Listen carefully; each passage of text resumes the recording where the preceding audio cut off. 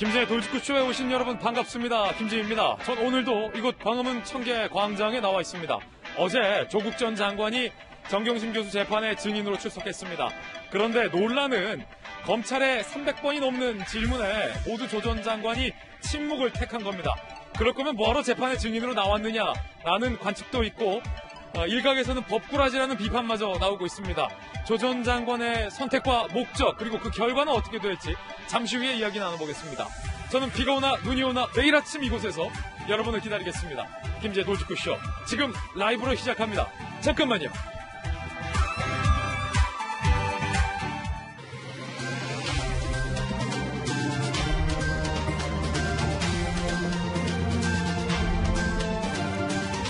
신문 읽어준 남자입니다. 형사소송법 148조에 따르겠습니다. 조 전 장관이 어제 재판에 나가서 한 말입니다. 이 말을 무려 300번이나 넘게 되풀이했습니다. 형사소송법 148조에 따르겠습니다. 검찰의 질문에 답변 안 하겠다는 얘기입니다. 잠시 후에 짚어봅니다. 오늘 조간신문 함께 하시죠. 먼저 동아일보입니다. 대법이 전교조의 합법화의 길을 열어줬습니다. 이전 정부에서 전교조의 법의 노조 통보했던 그 판결에 대해서 대법이 1, 2심과 헌재의 의견을 깨고 위법하다라며 전교조의 합법화 길을 열어준 겁니다.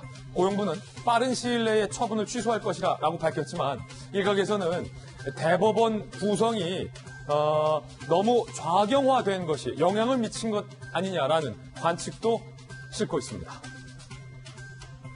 다음 신문입니다. 이번엔 경향신문입니다. 뉴딜 투자 손실 발생 땐 나랏돈 까먹는다. 문재인 대통령이 야심차게 추진하고 있는 한국판 뉴딜 펀드. 일반 국민들도 가입할 수 있는 뉴딜 펀드. 국가가 투자를 하고 국가가 손실도 책임지겠다라는 건데 말은 좋은데 걱정스러운 건 손실 발생할 땐 결국 국민의 혈세로 채워넣겠다라는 얘기가 아니냐라는 비판이 우려가 나오고 있는 상황입니다. 오늘 경향신문은 득보다 실이 많은 관제펀드, 관치펀드 아니냐라는 비판에 대해서 싣고 있습니다. 다음 신문입니다. 이번엔 중앙일보입니다. 조 전 장관이 법정에서 증언을 거부했습니다. 검찰이 집요하게 물었습니다. 303번.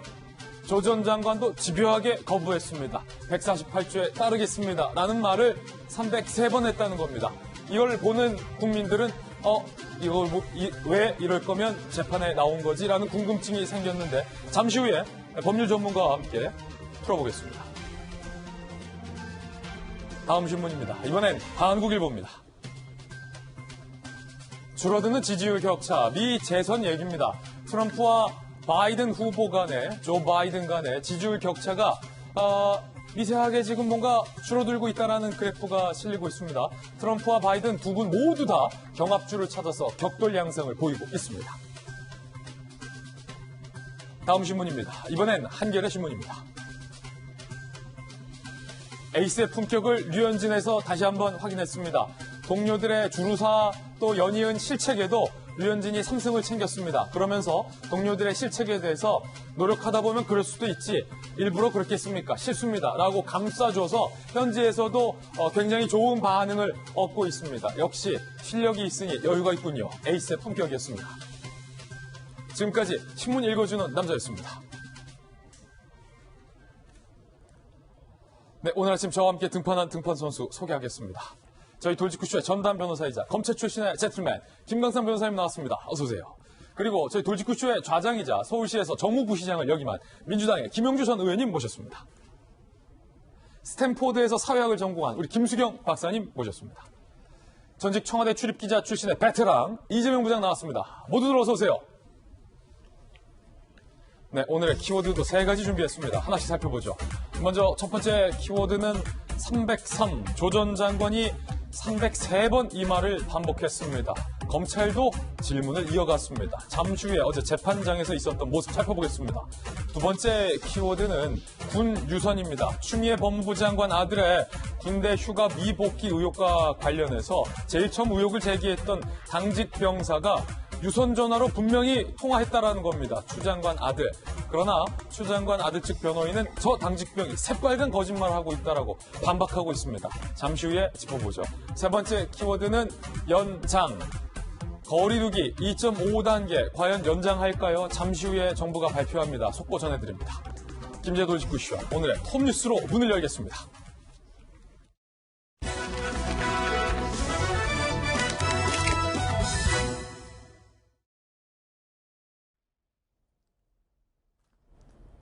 네, 톱뉴스 주제부터 공개하겠습니다. 바로 이겁니다.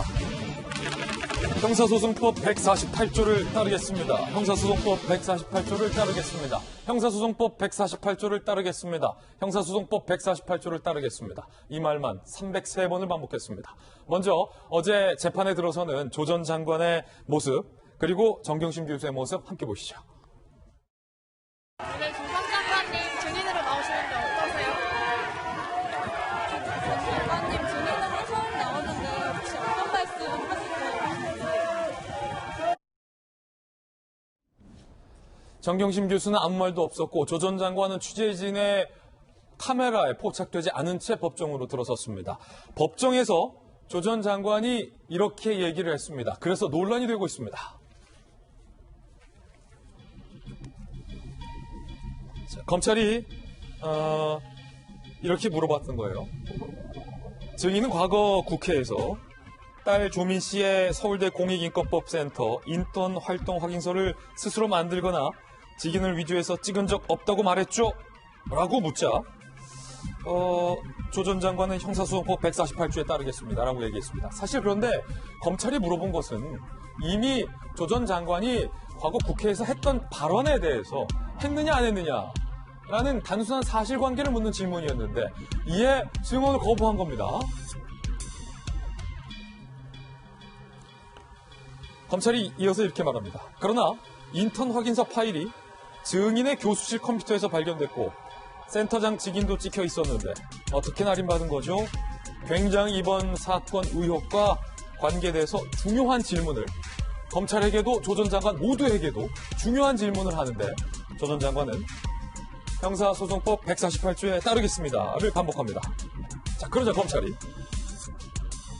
조민 씨가 동양대에서 받았다고 하는 표창장 원본을 본 적이 있습니까? 라고 묻습니다. 역시 이 질문 역시 조 전 장관 딸의 동양대 총장 표창장을 조 전 장관 부부가 위조했느냐 아니면 조 전 장관 주장처럼 딸이 적법하게 받았느냐와 관련된 굉장히 중요한 질문인데 조 전 장관은 형사소송법 148조에 따르겠습니다. 라고 되풀이합니다.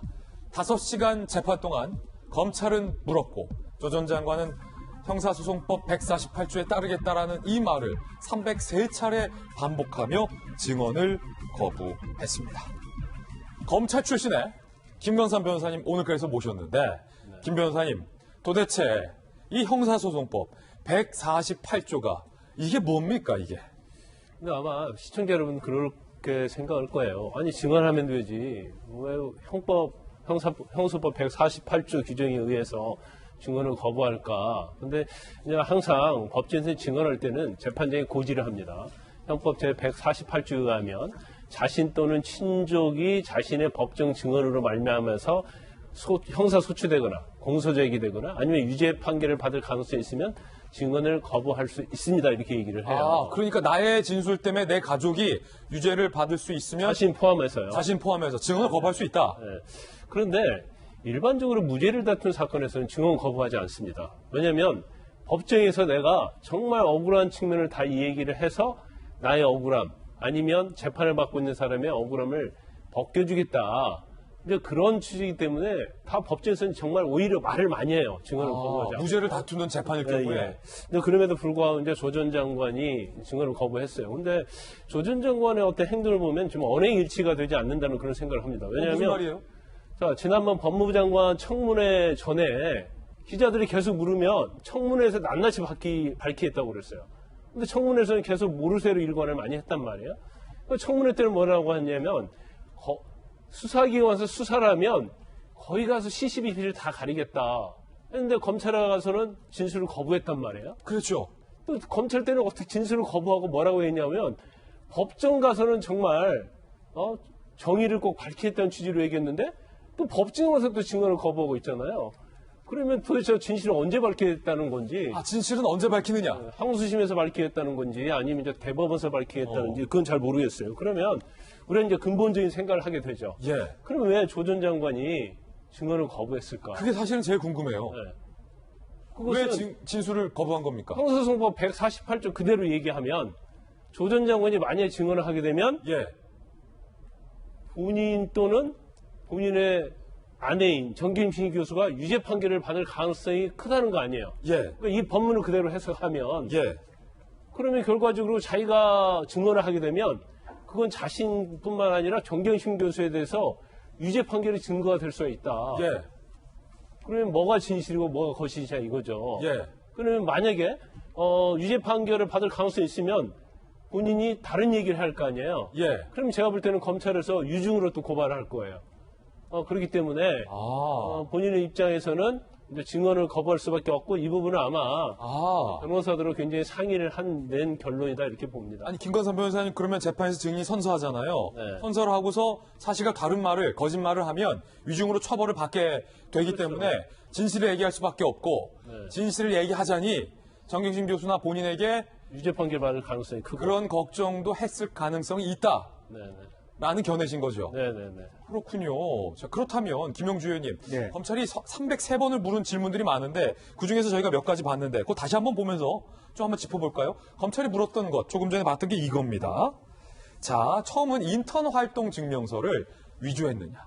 허위 인턴 활동 증명서를 당신들이 만들었느냐. 정상적으로 발급받지 않고 관련된 질문이었고, 두 번째 저희들이 조금 전에 봤던 건, 자, 그런데 그 파일이 왜 거기서 나오죠?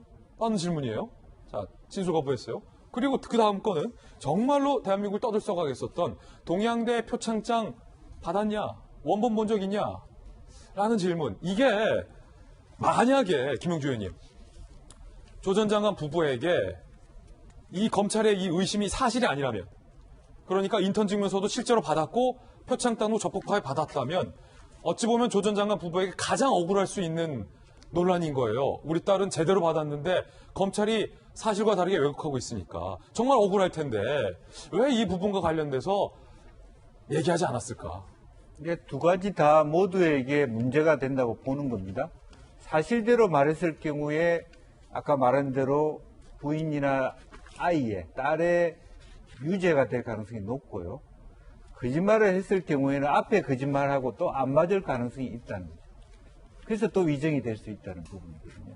그러니까 사실은 어떻게 보면 선택지가 조국 장관한테는 없는 거 아닌가 싶어요. 예. 실제로 상당수 많은 부분을 아이 부분에 대해서 열심히 일했다고만 얘기했고 예. 사실이다. 그런 일을 했기 때문에 정당하다고 얘기했거나 부인이 했던 경제적 활동에 대해서 나는 전혀 모른다고 얘기했던 것이 그동안의 조국 장관의 스탠스였다면 예. 실제로 있는 그대로 질문에 답을 하기 시작하면 왜 그 개인 연구실 PC에서 그게 나왔느냐에 대한 답을 하기 시작하면 예. 꼼짝달싹 답을 하는 순간 거짓말이 거짓말이었거나 이 말이 참말이면 말하자면 유죄가 되거나 이런 이중적인 어떤 길목에 놓인다 하는 부분이죠. 자, 그 부분도 이제는 뭐 조 전 장관이 어떤 생각을 하는지를 저희가 확인받은 바가 아니기 그렇습니다. 때문에 예, 김영주 전 의원님의 그러니까 개인적인 본인 추측입니다. 스스로가 말하기 어려운 부분이 아닌가 예, 그런 측면이 있거든. 그러니까 처음부터 사실관계를 말했다면 일관성 있게 하고 아니면 사실은 그게 정확하게는 이게 죄가 된다면 죄를 달게 받겠습니다라는 길을 택해야 되는 건데 예. 지금 현재는 여러 가지 의혹에도 불구하고 죄는 안 받겠다는 거, 벌은 안 받겠다는 거 아닙니까? 예. 자, 김영주 의원님의 개인 견해였는데요. 앞서서 우리 김광삼 변호사님이 언급했던 것처럼 조 전 장관의 앞서 발언들은 수사 과정에서 그리고 법정에서의 다툼에서 적극적으로 소명하겠다라고 밝힌 바가 있어서 본인의 과거 발언과 어제 법정에서의 모습이 너무 다른 것 아니냐라는 비판이 제기되고 있습니다. 들어보시죠. 사법 과정에 당연히 협조해야 됩니다. 법정에서 판사님께 소상히 말씀드리겠습니다. 검찰이 왜곡하고 과장한 혐의에 대해서 사실과 법리에 따라 하나하나 반박하겠습니다. 아니 이재명 부장 저 때만 하더라도 이 조 전 장관을 지지하던 분들 입장에서는 굉장히 당당하고 죄가 없다라고 보일 정도의 자신 있는 발언이었어요. 하나하나 조목조목 판사님 앞에서 내가 다 진실을 말하겠다. 검찰과 조목조목 다퉈 나가겠다. 자신 있다. 법정에서 보자. 약간 이런 답변이었는데 어제 모습은 조금 뭐랄까요. 형사소송법 138조 발언과 좀 너무 다른 것 아닙니까? 그렇죠. 아무래도 이제 지금 조금 전에 저희가 얘기한 것처럼 148조 조문 자체가 유죄 염려가 있을 때는 증언을 거부할 수 있답니다. 그렇게 되면 마치 유죄를 인정하는 듯한 이렇게 오해를 살 수 있죠. 그래서 뭐 본인도 걱정을 했는지 진술 거부권 행사하기에 앞서서 본인이 먼저 그런 얘기를 합니다. 이런 편견이 작동하지 않기를 소망한다. 그러니까 그냥 유죄가 있어서 증언하지 않는 게 아니다. 뭐 이런 식의 이제 얘기를 했지만 그렇군요. 사실 좀 그런 느낌은 이제 굉장히 강하게 드는 건 사실이죠. 그러니까 또 변호인은 이런 얘기도 합니다. 법정에서 밝히겠다고 한 것은 자신의 재판을 말하는 거다. 근데 이거는 지금 정경심 교수의 재판에 증인을 출석했기 때문에 이제 아무래도 148조를 들어서 진술을 거부했다. 이제 이런 해명성인데 사실 저희가 조금 전 화면에서 봤던 딸의 인턴 확인서 위조 여부 그리고 또 표창장 위조 여부 이건 사실은 부인의 재판이기도 하지만 본인도 같이 이제 혐의를 받고 있는 거죠. 예. 본인 재판과 같은 맥락에 있는 거죠. 그런 점에서 그런 부분까지를 다 148조 뒤에 숨어버린 듯한 모습을 보인 건 결국 본인은 이제 편견이 작동하지 않길 소망한다고 했지만 상당 부분 어떤 유죄 염려가 있다는 것을 스스로 인정한 거 아니냐 이렇게 해명될 수 있는 해석될 수 있는 여지가 굉장히 크다고 보이고 그런 점에서 어떤 뭐 진중권 전 교수도 그런 얘기를 했던데 어떤 공인의 그런 책임보다는 어떤 시민의 사인의 권리만을 좀 너무 앞세운 거 아니냐 이런 얘기를 했는데 좀 실제로 진실을 밝히기보다 본인이 좀 억울한 희생자다 뭐 이런 이미지를 더 보여주는데 전력한 거 아니냐 약간 이런 이제 해석도 가능한 그런 대목인 것 같습니다. 예, 어제 조 전 장관의 행동에 대해서 이른바 조국 백서를 비판하는 조국 흑서의 저자들이 이 같은 반응을 내놨습니다. 함께 보시죠. 먼저 권경애 변호사는요. 형사사법 역사의 길이 남을 법꾸라지다라고 비판을 했고 진중권 교수는 공인으로서의 책임보단 사인으로서의 권리가 더 중요하다고 본 거다라고 비판했고 참여연대 출신의 김경률 씨는 이제 역사가 말해준다고 할 건지라고 얘기를 하고 있는 상황입니다. 그런데 김수경 박사님, 이 법꾸라지라는 표현 어디서 저희들이 좀 많이 들어본 표현인 것 같아서 제가 좀 찾아보니까 국정농단 의혹 때 우병우 전 수석에게 썼던 표현이 바로 법꾸라지라는 표현인 것 같아요. 그거를 지금 조 전 장관에게 쓰고 있군요. 이제 박근혜 정부 때 이제 우리 국민들이 이제 도덕적 해이에 대해서 많은 염증을 느껴가지고 촛불을 들고 이제 정권이 바뀌지 않았습니까? 그러다 보니까 지금 정부에 대해서는 굉장히 도덕적인 어떤 기대감도 높고 도덕적으로 좀 더 깨끗할 것이라는 생각을 많이 하는 것 같아요. 그래서 그런지 지금의 정부 혹은 여권 관계자들, 이제 진보 정권이라고 하는 분들이 유난히 좀 옳고 그름에 대해서 많이 얘기를 한다고 생각이 듭니다. 그런데 예를 들면은 뭐 부동산 같은 경우도 다주택자들의 어떤 탐욕에 대해서 그것은 잘못된 것이라고 이야기를 하고 물론 맞습니다. 그리고 뭐 의사 파업에 대해서도 의사들이 환자들의 어떤 목숨을 담보로 파업을 하는 것은 무책임하고 이기적인 거다. 물론 일견 맞는 부분이 있습니다만 그렇게 모든 사람들을 이렇게 좀 선악으로 그것을 얘기를 하는데 문제는 뭐냐면 본인들의 과오의 선악을 판단할 때는 그 기준이 법이 되고 본인이 아닌 자기 편이 아닌 사람들의 과오를 판단할 때는 그 판단 기준이 도덕이 되는 겁니다. 그렇다 보니까 지금 조국 전 장관 같은 경우는 법적으로만 이게 문제가 없으면 아무 잘못이 없다는 식으로 나오고 있는 것 같아요. 그래서 지금 법꾸라지라는 얘기가 나오는 게 법을 피해서 법에 위법한 사항만 없이 피하면 그것으로 모든 그 도덕적인 흠결도 다 증명이 된 것이라고 생각을 하는데 반면 자기 편이 아닌 사람들이라고 생각하는 사람들 같은 경우는 도덕이 기준이 되는 거죠. 그렇다 보니까 예를 들면 부동산 다주택자들도 다 법을 지켜가면서 그 재산을 증식했단 말이죠. 예. 그렇다면 이 사람들도 적법하게 그 재산을 만든 거기 때문에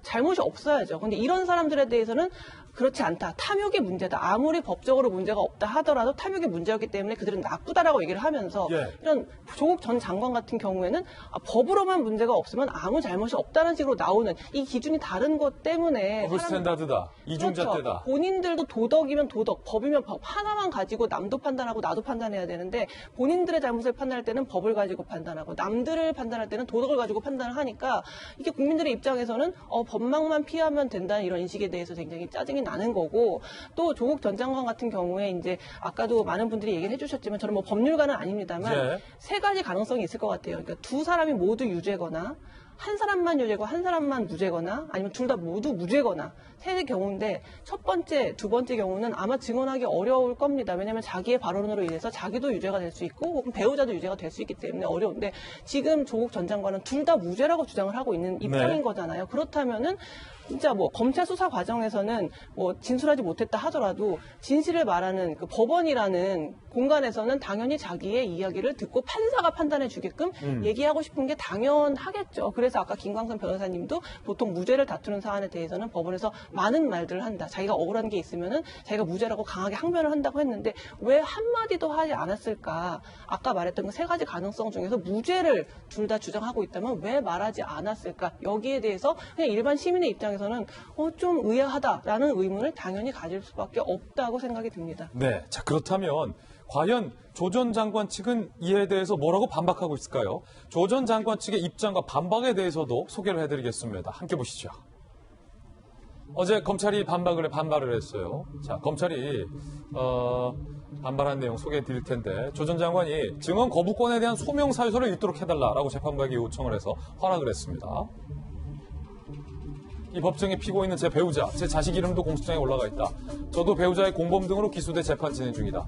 형소법 148조가 부여한 권리를 행사하겠다라고 설명을 했습니다. 자, 검찰이 법정에서 시시비비 가려 실체적 진실을 밝힐 상황이 됐는데 증언 거부에 사유 납득이 어렵다라고 반박을 했습니다. 자, 이 검찰 반발에 재반박을 하려던 조 전 장관 발언 기회 달라라고 하자 판사가 우리 또 임정혁 부장판사가 이렇게 얘기했네요. 안 된다. 증인은 검사와 변호인의 질문에 답변하는 사람이지 본인이 원하는 말을 할 수 있는 지위가 아니다. 질문 받기 전에 말할 수 없다라고 제지를 시킵니다. 그러자 조 전 장관 변호인이 법정에서 밝히겠다는 건 자신의 재판을 말한 거다. 이건 배우자의 재판 아니냐. 정당한 권리 행사에 왜 비난받아야 하는지 납득이 어렵다라고 얘기를 했습니다. 조국 측의 조 전 장관 측의 해명 직접 한번 들어보시죠. 답변하지 않겠다고 하는 사실에 대해서 거듭 질문하는 것은 다른 의미와 다른 효과를 위해서 어떤 사실관계를 파악하려고 하는 것이 아니라 검사 주장의 내용을 재판부나 그 얘기를 듣는 사람들한테 끊임없이 환기시키는 목적이 아닙니다. 네, 조 전 장관 측 반박도 함께 보고 계십니다. 그런가 하면 어제 검찰이 자녀 입시 비리 의혹과 관련된 일종의 무언가를 제시했습니다. 그게 뭘까요? 함께 보시죠. 자녀 입시 비리 의혹 검찰이 제시한 증거는 조 전 장관 지난해 기자간담회에서 딸 조민 제1저자 올려준 장영표 교수의 아들 이름도 몰라, 얼굴도 몰라 라고 얘기를 했습니다. 자, 그러자 검찰이 제시를 합니다. 증거 첫 번째, 조 전 장관은 딸과 장영표 교수 아들에게 이메일을 보냈다. 내년 상반기 중에 아시아 지역 사형연화 국제심포지엄 개최한다. 여기에 두 사람이 인턴십 활동하도록 조치하겠다라는 이메일을 보낸 겁니다. 이게 첫 번째 증거입니다. 네, 두 번째 증거. 조 전 장관 PC에서 압수한 서울대 공익인권법센터 인턴 확인서. 검찰 주장은 실제 발급된 확인서와 문서 제목, 주민등록번호, 기재 여부 등에서 차이가 난다. 센터 소장도 아닌 증인의 컴퓨터에서 왜 이 확인서가 발급됐느냐. 문서 제목과 일련번호, 주민등록번호도 다 다른데 이거 뭐냐? 위조한 거 아니냐? 라고 검찰이 두 가지를 증거를 제시합니다. 검찰 출신의 김광선 변호사님. 어떻습니까? 검찰이 제시한 이 두 가지 증거가 핵심적인 증거입니까? 아니면 조 전 장관 측 입장에서 전혀 영향을 주지 않을 증거의 가치가 없는 겁니까? 아니, 아주 핵심적인 증거죠. 그래요? 조 전 장관이 왜 증언을 거부했을까? 그걸 이제 찾아볼 수 있는 게 질문 중에 제가 하나 예를 한번 들어볼게요. 지금 장영표 교수 아들에게 보낸 이메일이 있잖아요. 그런데 본인이 청문회 전에 기자간담회에서는 장영표 교수의 아들을 전혀 모른다고 했단 말이에요. 그럼 검찰이 증인심을 합니다. 증인, 간단하게 그냥 질문을 요약을 하면 증인 장은필 교수 아들을 알고 있습니까? 이렇게 물어볼 거 아니에요. 예. 그 나는 그 이름도 모르고 얼굴도 모릅니다. 이렇게 대답하는 게 맞죠. 왜냐면 이게 청문회 이후에 조 전 장관의 일관성 있는 대답이 하거든요. 예. 근데 여기서 만약에 내 알고 있습니다 하면은 이전까지 자기가 주장했던 내용이 다 허물어지는 거예요. 그러면 여기서 만약에 모른다고 얘기를 하게 되면 검찰이 바로 증거를 제시하죠. 이메일을 제시합니다. 아니 증인이 그 조 전 장관 아들에게 인턴십 활동 하도록 조치하겠다는 이메일 보내지 않았습니까? 예. 그러면 이게 상반되잖아요. 그렇죠. 그러면 여기에서 유증이 딱 걸리는 거예요. 그러니까 검찰이 이미 조 전 장관이 이제까지 했던 얘기에 대해서 질문을 하고, 그리고 조 장관이 맞다고 얘기를 하게 되면 거기에 반대되는 이메일을 할지 아니면 PC에서 발견된 인턴십 확인서를 할지 이런 걸 제시해서 조 전 장관의 말이 거짓이라는 걸 검찰에서 입증을 할 거 아니에요? 그러면 앞에 있는 말은 결국 유증이 되는 거거든요. 그렇기 때문에 더군다나 앞에 있는 말은 조 전 장관의 진술밖에 없는 거고 뒤에 검찰이 제시한 이메일이랄지 인턴십 확인서 이런 것들은 객관적인 물적 증거거든요. 그러면 사실은 유증의 문제 있을 때는 객관적 증거가 우선을 하게 되거든요. 아니 그러면 김관삼 변호사님, 조 전 장관의 어제 침묵 전술이 조 전 장관에게 꼭 유리하다고만 볼 수는 없겠네요. 저는 개인적으로 볼 때 일반적으로요. 이제 법정에서 증언을 하지 않겠다고 하면 증인에 대해서 굉장히 재판부가 좋지 않는 그런 선입견을 좀 갖게 되는 경우가 많아요. 왜냐하면 사실 억울하다고 하고 정의를 밝히겠다고 하면 사실들 진술하면 되는 거잖아요. 그렇지만 뭔가 숨기는 게 있고 뭔가 자기에게 불리하기 때문에 이런 증언 거부권은 본인에게 있어서는 어떻게 보면 권리라고 볼 수 있지만 재판에 있어서는 특히 무죄를 다투는 사건에 있어서는 오히려 본인에게 이제 불리하게 작용하는 경우가 굉장히 많습니다. 그렇지만 한 가지 조 전 장관은 유리한 측면이 있죠. 어떤 면이냐면 일단 유증으로 처벌받는 것은 면할 수 있었으니까 네. 만약에 처벌을 받는다 하더라도 지금 기존 재판받는 거와 관련해서 처벌받지 법정의 증언 가지고는 문제를 삼을 수 없기 때문에 그 부분에 대해서는 조 전 장관 측에서는 굉장히 중요한 부분이다 이렇게 볼 수 있는 거죠. 예. 왜 조 전 장관 PC에서 그 인턴 증명서가 나왔는지와 관련돼서 그리고 아들 이름도 얼굴도 장용표 아들 모른다고 했는데 왜 이메일을 보냈는지와 관련된 조 전 장관 측의 논리적인 해명이 나오면 소개를 해드리겠습니다. 그런가 하면 조 전 장관 사태와 관련돼서 한 가지 논란이 됐었던 적이 있습니다. 조 전 장관 동생 부부가 이른바 위장 이혼을 한 것 아니냐라는 의혹이 불거졌었고 이에 대해서 조 전 장관 측은 위장 이혼이 아니다라고 주장을 한 바 있습니다. 그런데 이 아파트가 어제 재판의 쟁점이 됐습니다. 어떤 아파트일까요? 경남 선경 아파트의 소유권과 관련돼서 정경심 교수에게 있었던 명의가 이혼한 조 전 장관 동생의 전처로 명의가 이전이 되는 일이 있었습니다. 아니, 이혼했는데 동생 전처에게 어떻게 아파트 거래가 되지? 라는 궁금증이 일었었는데 검찰이 가족 단체 카톡방 내용을 공개를 해버립니다. 자, 이런 거예요. 2017년 8월 10일에 종부세 물릴 모양이네. 그 경남 땡땡 아파트 소유권을 좀 빨리 이전해야 할 것 같아. 종부세 물릴 모양이야. 우리 보유세 폭탄 맞게 생겼다. 라는 가족 카카오톡 방에 조 전 장관의 메시지를 검찰이 공개한 겁니다. 그리고 3개월 뒤에 이 아파트의 명의가 정경심 교수에서 이혼했다는 조 전 장관 동생 전처로 명의가 바뀌게 됩니다. 이재명 기자. 물론 서구권 문화에서 이혼을 하고도 굉장히 좀 친구처럼 지내는 어떤 가족 간의 모습을 영화에서 많이 보기도 했습니다. 그런데 어쨌든 우리나라에서는 조금 어색하긴 해요. 이혼했다는 동생 전처에게 정경심 교수가 아파트를 거래했다라는 게. 근데 공교롭게 검찰이 공개한 증거는 우리 보유세 폭탄 맞게 생겼다. 라는 조 전 장관의 걱정이었거든요. 이걸 어떻게 바라봐야 합니까? 글쎄요, 그러니까 동생이 한 10여 년 전에 이혼을 했고, 그런데 가족 간의 문제 때문에 자주 왕래를 한다, 이렇게 과거에 해명했던 기억이 나는데, 조 전 장관이, 그러니까 이 보유세 폭탄을 맞게 됐다. 그리고 이제 그게 2017년 8월이죠. 그 문자를 보낸 게. 그래서 빨리, 경남에 있는, 그러니까 부산에 있는 한 아파트를 소유권을 빨리 이전해야겠다. 이렇게 얘기를 하고 나서 3개월 뒤에 이제 매매가 이루어지는데 그 매매가 바로 이제 동생 전처였기 때문에 그게 이제 위장 이혼이다, 위장 매매다 이런 논란이 있었는데 글쎄요, 전 이런 것 같습니다.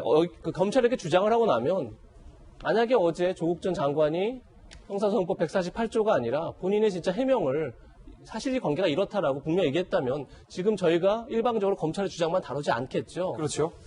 그런 점에서 조국 장관이 사실은 여러 차례 페이스북을 통해서 검찰 수사의 문제점을 지적한 적이 여러 번 있습니다.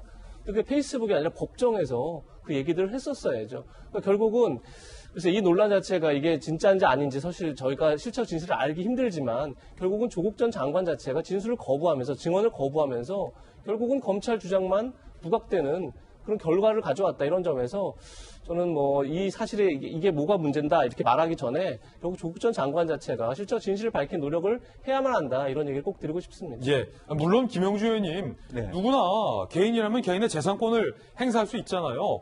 야, 우리 보유세 폭탄 맞게 생겼다라고 누구나 다 걱정을 할 수 있습니다. 그리고 조 전 장관의 3개월 전에 저 걱정이 3개월 후에 꼭 그 이상한 부동산 거래와 직접적인 원인이 된다라고 단정할 수도 없는 상황이잖아요. 근데 참 이해가 안 되는 거예요. 왜 그런 것을 문자로 남길까? 오히려. 예. 그런 것들도 보면 이게 사실은 그냥 가족 단톡방이라고 하는 것은 자기의 사심이 그대로 드러나는 공간이잖아요. 편한 공간, 예. 편안한 공간. 그것이 저는 지금도 헷갈립니다. 저런 문자를 말하자면 사생활 보호라는 차원에서 보호해줘야 되는 건지 공개하는 게 맞는지는 모르겠습니다만은 실제로 그렇다면 말하자면 공정한 사회 혹은 여러 가지 어떤 정의 실현 이런 것을 주요하게 얘기해 왔던 문재인 대통령이 그렇게 아끼고 사랑하는 그런 사람의 어떤 개인적인 소상이 저런 것이라면 과연 지금 돌이켜 봤을 때도 지금 보유세, 종부세, 거래세 다 인상해 가는 과정에서 봤을 때 과연 이분이 어떤 분인가 사실은 굉장히 충격적인 얘기가 아닐 수 없다 그런 생각이 듭니다. 예.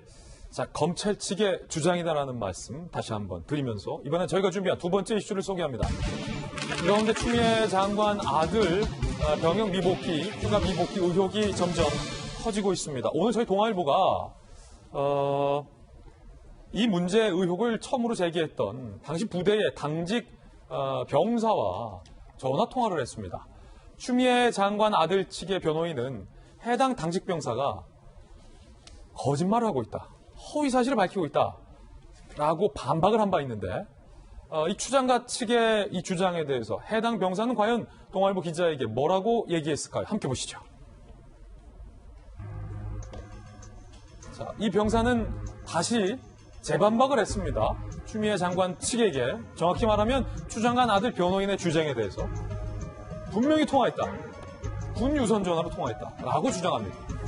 당시 점호를 주관했던 B 병장이 추 장관 아들 미복귀 사실을 보고해서 그걸 처리하는 과정에서 내가 통화했다. 근데 앞서 추 장관 아들 변호인 측은 저 당직 병사 통화한 사실이 없다라고 주장을 한 바 있습니다. 그러면서 이 병사는 물론 지금 전역을 했죠. 검찰이 당시 추 장관 아들의 휴대전화 통화 기록만 확인하면 될 일이라고 말을 했다는 거예요. 검찰이 당시에 통화 기록만 확인하면 될 일이라고 말했다.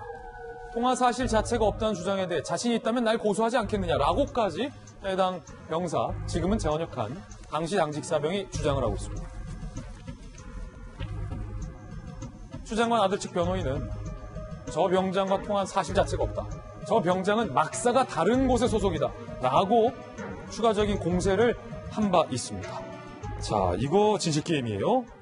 이재명 기자, 물론 저 당직 병사가 단단히 무언가를 착각하고 있거나 아니면 있지도 않은 허위 사실을 무언가의 목적을 가지고 비방하려는 등의 거짓말을 지어냈을 가능성도 현재로선 배제할 수 없습니다. 물론이죠. 다 가능성이 열려있기 때문에 검찰의 수사를 지켜봐야 되는 건데 어쨌든 이 의혹의 출발점이 바로 저 당직사병의 증언이었죠. 본인이 당직을 서고 있는데 추미애 장관 아들이 복귀를 하지 않았고 그래서 본인이 전화를 걸었고 전화를 받아서 집에 있다고 그래서 빨리 복귀해라 이렇게 얘기를 했고 그때 신원불상에 자신이 알지 못하는 한 대위가 나타나서 내가 휴가를 처리했으니까 미복귀를 보고하지 말아라 이렇게 이제 얘기를 했다는 걸 본인이 이제 당직사병의 증언을 하고 그게 어떻게 보면 이 사안의 출발점인데 그제 추미애 장관 아들 변호인이 여러 사안을 이제 반론을 피면서 가장 강하게 반박했던 게 이 당직 사병의 증언입니다. 그러니까 당직 사병과 통화한 적도 없고 당직 사병이라는 사람의 얘기는 모두 허위 사실이고 지어낸 얘기다 이렇게까지 주장을 했습니다. 결국은 첫 시작이 잘못됐기 때문에 나머지 의혹들은 다 의미가 없는 거다. 아마 이런 주장을 이제 추미애 장관 아들 측 변호인에서 하고 싶었던 것 같은데, 글쎄요, 지금 저희가 이제 동아일보에서 어제 통화한 결과는 당직 사병이 군 유선전화로 통화를 했다. 그렇다 그러면 유선전화의 기록이 남아 있을 수 있겠죠. 그리고 또 본인이 만약에 그러니까 추미애 장관 아들 측에서 변호인단이 떳떳하다면 당연히 그 주장이 맞다 그러면 자신을 고소하지 않겠냐 이렇게 당당하게 얘기한 걸 봐서는 글쎄 뭐 아직까지 실적 진실은 알 수 없으나 결국 이제 계속 이제 이것도 그 마찬가지고 또 병가 부분도 마찬가지고 다 이제 진실 공방으로 가고 있는데, 그리고 추미애 장관 보좌관이 통화를 했는지 여부도 마찬가지인데 결국은 다 지금 상대방의 주장이 다 있는 겁니다. 그런 점에서 검찰에 수사한다 그러면 굉장히 금방 밝혀질 수 있는 또 여러 가지 통신 기록 등을 통해서 증거를 충분히 확보할 수 있는 거기 때문에 전 검찰의 수사 의지만 있으면 얼마든지 실체적 진실을 조금 빨리 밝힐 수 있다 이렇게 생각이 듭니다. 이게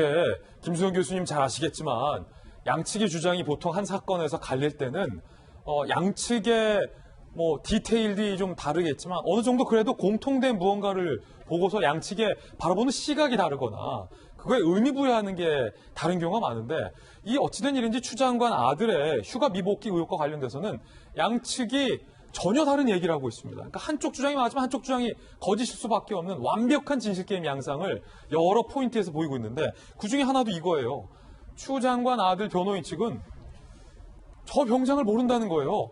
추 장관 아들이. 그리고 추 장관 아들은 저 병장의 전화를 받은 적도 없다. 그리고 저 사람은 결과적으로 다른 소속 막사에서 근무한 사람 아니냐.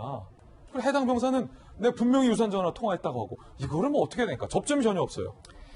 그러니까 이제 전화를 이제 받았다고 그 당직사병이었던 그날 당직사병이었던 A 그 병장은 이제 증언을 하고 있잖아요. 자기는 분명히 통화를 했다. 통화를 해가지고 왜 미복귀하냐에 대해서 물었고 그거에 대해서 통화한 적이 있다고 얘기를 하고, 이제 뭐라고 했냐면은 자기가 검찰에서도 사실 그 부분을 진술을 했는데 검찰이 확실하냐, 전화 통화한 거 확실하냐고 재차 물으니까 뭔가 좀 압박을 느꼈겠죠. 자기가 정말 갑자기 이제 확실한지 좀 약간 아리까리해지기도 하고, 그래서 이제 그게 진술서에서 빠지게 됐던 거죠. 결국은 본인도 물론 동의해서 그게 빠졌다고 얘기를 합니다만은 어쨌든 그래서 이 A 병장의 얘기는 뭐냐면 전화 받은 게 전화를 한 게 확실하고, 그렇기 때문에 만약에 내가 잘못 알고 있는 거라면 나를 고발하면 되지 않겠냐. 내가 허위 진술을 하고 있는 거니까 나를 고발하면 간단할 건데. 그리고 그 전화 기록을 보면은 분명히 통화한 게 나와 있을 텐데 그것만 확인해 보면 될 문제를 왜 자꾸 나를 뭐 모른다, 나랑 전화한 사실이 없다라고만 계속 얘기를 하느냐 이렇게 주장을 하고 있는 거죠.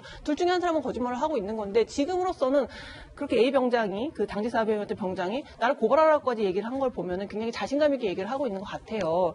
만약에 진짜 이 병장이 거짓말하고 있다면 추미애 장관 아들 변호인 측에서는 실제 고발도 할 수 있는 거군요. 그렇겠죠. 왜냐면 자기에게 굉장히 불리하게 지금 진술을 하고 있는 거니까, 사실도 아닌 얘기를 막 허위로 적시해서 추 장관 아들이 궁지에 몰리도록 만들고 있는 거니까 당연히 억울하다면 고발을 하겠죠. 왜 거짓말을 해서 자꾸 나를 이런 식으로 억울하게 누명을 씌우느냐고 얘기를 하겠죠. 근데 지금 아직 고발이 이루어지지 않고 있어요. 어떻게 될지는 앞으로 봐야 될 것 같고요. 사실 저는 군을 다녀오진 않지 않았습니까? 여성이기 때문에. 그래서 이제 이 뉴스를 보면서 군대를 경험해보지 않은 저로서 이제 남편한테 물어봤어요. 남편이 카투사를 나왔거든요. 남편이 또 마침 카투사를 나왔군요. 이게 가능한 거냐? 전 모르니까요. 그랬더니 상상할 수 없는 일이라고 얘기를 했습니다. 물론 그건 김수영 교수님 남편의 개인 견해입니다. 남편의 견해가 일반적인 견해는 아니에요. 우리 남편의 특수한 경험일 수도 있죠. 그런데 제가 이제 다시 물었어요. 요즘은 휴가 승인이 전화나 문자, 카카오톡으로도 된다고 하는데 그러면 되는 거 아니냐라고 이제 물었더니 여기는 일반 기업이 아니고 군대라고. 예. 군대에서는 적법하게 휴가를 받고 나와도 휴가증을 만약에 잃어버리거나 하면 혹시라도 길 가다가 검문을 당할까봐 두려워서 외출도 잘 못하는 게 군대라는 곳이다. 그러면서 이제 군대 얘기를 한참 해주긴 했는데 아무튼 군대가 이렇게 허술하다는 거를 우리가 추 장관 아들의 어떤 잘못을 덮기 위해서 군대가 원래 이런 곳이라고까지 해야 되는 겁니까? 저는 그런 생각이 들더라고요. 군대가 원래 이렇게 허술하게 운영되는 곳이었어? 지금 휴가에 관련된 어떤 서류도 없고, 만약에 그 당시에 너무 응급한 상황이 있어서 전화를 낼 수밖에 수밖에 없었다면 그 후에 추가 서류를 냈어야죠. 내가 이러이러한 사유로 휴가를 낼 수밖에 없었다. 굉장히 응급했고 어쩔 수 없었다는 서류가 있었어야 되는데 서류가 지금 존재하지 않는다는 거예요. 그러면 나중에라도 그 후임자가 이거 뭔가 서류가 비는데 나중에 정리를 할 때 이거 서류가 뭔가 비는데 어떻게 된 거라도 알아봐서 나중에라도 받았어야 되는데 지금 한 3년 동안 그 서류가 전혀 없는 상태로 군대가 계속 굴러가고 있었다는 얘기잖아요. 군대는 생각보다는 그렇게 엄격한 곳이 아닌가? 라는 생각을 저는 하게 되는 거죠. 그렇군요. 그래서 물론 뭐 법적으로 계속 다퉈봐야 되고 진짜로 양측에 한 사람이 거짓말을 하는 걸 수도 있고 추 장관 아들의 주장이 맞을 수도 있습니다. 어떤 것도 단정할 수는 없습니다만 지금으로서는 이렇게 허술하게 관리된 점, 군대가. 그런 거에 대해서 그리고 어쨌든 관련 서류를 추 장관 아들이 제출하지 않은 점 이런 부분에 대한 책임을 어떻게 우리가 이해해줘야 될지는 좀 잘 이해가 안 되는 부분입니다. 예, 물론 이에 대해서 추 장관 아들 측은 변호인의 성명을 통해서 관련된 서류를 이미 제출한 바 있다라고 밝힌 바 있지만 부대에 서류가 남아있지 않기 때문에 의혹이 제기되는 것 같습니다. 자, 이 당직 병사의 오늘 동아일보 주장에 대해서 추 장관 아들 측의 반론이 나오면 또 소개를 해드리겠고요. 또 하나의 의혹이 제기됐습니다. 야당의 신원식 의원실의 주장인데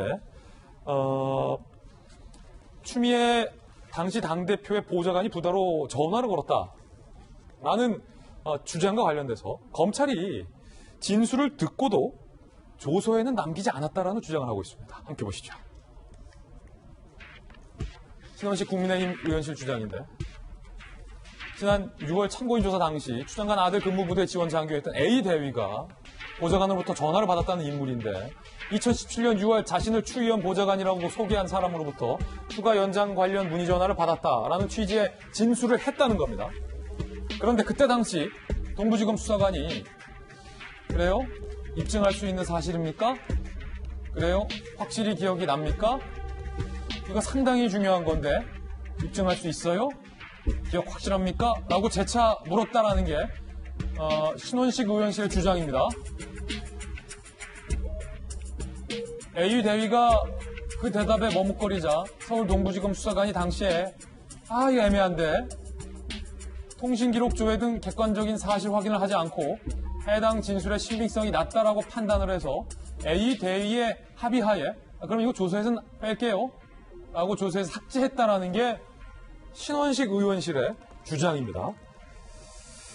김광삼 변호사님, 이 부분이 이 신 의원의 지금 주장이에요. 일단은 앞서 동부지검에서는 저런 진술이 없다라고 발표를 했는데 그게 혹시 조서에 안 남아 있다라는 동부지검의 발표가 아니냐라는 의문점이 제기되고 있는 상황에서 진술을 듣고도 조서에 안 남겼다? 자, 이 주장이 사실인지 여부도 따져봐야겠지만 어떻게 보십니까? 일단 동부지검에서 그러한 내용을 진술한 적이 없다 이렇게 만약에 표현을 했다고 하면 그건 동부지검이 거짓말한 거죠. 왜냐하면 그러한 진술을 했지만 확인하는 과정에서 문제가 있었기 때문에 합의하에 조서의 내용을 넣지 않았다. 이게 정확한 표현이에요. 근데 일반적으로 수사기관에서 조사를 하는데 만약에 A대위가 이렇게 얘기했다는 거 아니에요? 2017년 6월 자신을 추 의원 보좌관이라고 소개한 사람으로부터 휴가 연장 관련 문의 전화를 받았다. 문의 전화를 받았다는 거잖아요. 그러니까 이거 굉장히 중요한 건데 이걸 확실히 기억이 나느냐. 예. 그러면서 이걸 어떻게 보면 추궁을 한 거예요. 왜냐하면 전화를 받고 안 받고는 이게 청탁이 있었느냐 압력이 있었느냐 굉장히 핵심 포인트 아니에요. 예. 그럼 수사의 핵심 포인트는 전화를 받아가지고 이게 영향을 미쳤느냐 중요하기 때문에 사실 이 내용은 먼저 조서에 기재를 한 다음에 검사 선배가 보기에 김관삼 변호사님 보기에 이거는 무조건 조서에는 기재했어야 됐다. 조서를 기재하고 그때 추궁을 해도 괜찮아요. 아니 이게 사실이라면 전제하에. 그렇죠. 그런데 이거 정말 기억이 확실히 나느냐? 그럼 기억이 나는 것 같기도 하고 안 나는 것 같기도 합니다. 하고 밑에다 그거에 관련해서 진술을 사실은 기재하는 게 맞죠. 근데 워낙 이게 중요한 사실이니까 계속 추궁을 했다는 것은 결국 조서에 기재가 안 됐기를 바라는 마음에서 그랬지 않았을까 그런 생각이 들고요. 추측입니다. 네. 근데 이제 분명 이제 저희가 이제 약간 제가 포인트를 약간 얘기를 하면 지금 휴가 관련해서 전제가 되는 건 중요한 것은 복귀를 했느냐 안 했느냐 이게 전제가 돼야죠. 예. 복귀를 했다고 하면 청탁 그런 거 아무 문제가 없어요. 예. 그럼 복귀를 했느냐 안 했느냐에 관해서는 당직 병사가 복귀를 안 해서 전화를 했다고 그러잖아요. 그러면 이거 휴대폰 그 유선전화를 했다고 하기 때문에 통화 내역을 조회하면 돼요. 근데 여기에 대해서 추 장관 측에서는 거짓이다. 전화 통화한 적 없다고 하고 있잖아요. 근데 여기에 또 다른 증인이 나타났어요. 그날 점호를 한 당직 병사가 점호 담당 병사가 점호를 하려고 하니까 추 장관 아들이 없어서 깜짝 놀랐다. 예. 그래서 전화를 했다는 거 아니에요. 그러면 과연 이 점호 담당 병사도 거짓말을 한 것인가? 이 부분에 대해서 사실은 이제 소명을 해야 하고요. 아, 그렇군요. 그다음에 전화를 했느냐 안 했느냐 이게 굉장히 중요하잖아요. 그럼 아까 검찰에서 아까 말씀드린 것처럼 조사를 할 때 이 사람이 기억이 확실하지 않다고 하면 검찰에서 통화 내역을 조회하면 나오잖아요. 아, 통화 내역 보니까 전화한 거 확실히 맞습니다. 이렇게 이 사람이 얘기할 수도 있고 통화 내역 조회가 안 나오면 아, 제가 기억을 잘못했네요. 이렇게 나올 수 있기 때문에 이 중요한 부분에서는 검찰이 확인을 한번 해야 하는데 여기 또 중요한 것이 하나가 있어요. 지원장교에 있던 대위가 나는 추 장관의 보좌관으로부터 전화를 받았다 이렇게 얘기를 하고 있는데 추 장관의 아들 측에서는 전화를 한 적이 없다고 얘기하고 있잖아요. 그런데 이 휴가를 승인해준 중령은 그 대위가 추 장관의 보좌관으로부터 전화를 받은 걸 나는 알고 있었다 이렇게 얘기한단 말이에요. 그러면 전화를 하지 않았다는 주장이 과연 신빙성이 있는가 이런 문제가 있고 이건 뭐 간단해요. 통신조회 해보면 다 나오거든요. 아니, 일단 그러면 김관삼 변호사님이 워낙 검찰의 수사를 많이 해보셨으니까 지금 일단은 보좌관이 전화를 했다라는 진술 조서에 남기지 않았던 것과 관련해서 이 신 의원의 주장과 관련해서 보통 김관삼 변호사님 계실 때 검찰의 프로토콜은 이와 같은 중요한 진술이 핵심 조사자로부터 나왔을 때는 일단은 조서에 작성을 하거나 최소한 통신 기록을 좀 조회해 본다라는 말씀이세요? 그건 ABC 중에서 A죠. 기본 중에 기본이란 말씀이세요? 그럼요. 당연히 처음 요즘 검찰의 좀 분위기가 바뀐 탓은 일 수도 있지 않습니까? 혹시 요즘은 더 그렇죠. 요즘 더 그래요? 저희 때는 약간의 어떤 뭐 위에서 압력을 받는다랄지 그런 거에 굉장히 특히 이제 정권의 어떤 그런 권력의 힘이 굉장히 작용을 할 때지만 지금 완전 민주화 됐다는 거 아니에요? 그럼 검찰은 더욱더 그런 부분에 대해서 열심히 밝혀야 하는데 열심히 밝히고 말 것도 없어요. 통신조회 하면 나오는 거거든요. 그런데 통신조회를 했는지 안 했는지는 모르겠지만 만약에 이 A라는 대위가 그런 진술을 했다고 하는데 그걸 자꾸 추궁해서 마치 기억이 나지 않는 것처럼 하고 서로 합의해서 조세 기재를 안 한 것 자체는 아주 굉장히 이상한 거죠. 자, 이 부분은 일단은 이 의혹 자체가 사실인지 아닌지부터 좀 명확하게 규명이 돼야 되기 때문에 신원식 의원의 이 의혹에 대해서 주장에 대해서 동부지검 측이 어떠한 해명을 내는지 여부를 좀 지켜보고서 계속해서 이야기를 이어가야 될 것 같은데 김영주 의원님 이 서울 동부지검 얘기가 나와서 말인데 지금 8개월 넘게 이 사건을 수사 중입니다. 오늘 여러 보도에 따르면 최소 7명의 군 관계자를 동부지검은 지금까지 조사해왔고 그런데 문제는 정작 의혹의 당사자인 추 장관 아들을 아직까지 조사 안 했다라는 지적이 지금 나오고 있는데 예컨대 병가 중에 정말로 수술을 받은 게 사실인지 그리고 2번의 병가와 1번의 개인 휴가 연장과 관련돼서 왜 그때 부대에 복귀하지 않은 건지 등등 진짜 서류를 낸 걸 맞는 건지 그리고 전화를 받은 건지 이 아들을 불러서 조사를 해보면 좀 명확하게 드러날 수 있는 것들이 상당히 많은데 왜 동부지검은 조사를 안 할까요? 그러니까요. 그러니까 그 바로 두 지점이죠.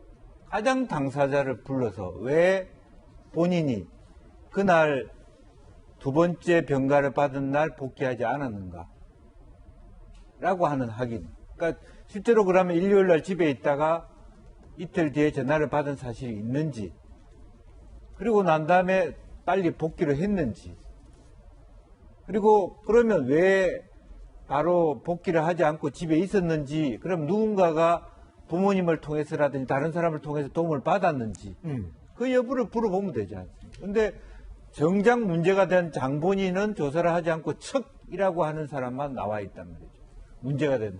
그게 첫 번째의 문제고요. 두 번째, 그러면 또 외압성이 있다면 기본적으로 검사의 기본 태도는 무조건 기소하고 보자는 게 기본적인 정신 아닙니까? 문제가 되는 것은 그렇지 않습니까? 그렇죠. 공소를 유지하거나 공소 사실을 변경하는 안 있더라도 확인해 보면서 그런 말하자면 그런 보좌관 말하자면 전화 받은 적이 있다 없다 확인이 안 되면 아들 불러다가 보좌관이 전화했냐 아니면 당사자 추대표로 추장관이라도 서신을 통해서라도 질의할 수 있는 거 아닙니까?